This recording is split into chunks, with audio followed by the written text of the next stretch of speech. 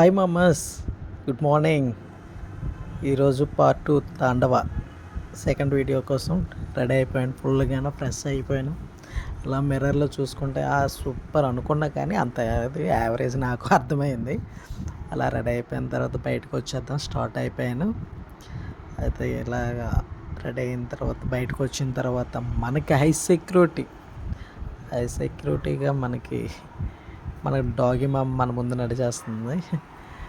ఆ డాగి మమ్మ నేను వస్తున్నానా లేదా అని పదే చెక్ చేసుకుంటుంది. వచ్చేస్తున్నా మామ, వచ్చేస్తున్నా అలా అనుకుంటూ ముందుకు వెళ్ళిపోయాను. రోడ్డు పాయింట్కి వచ్చేస్తున్నాను.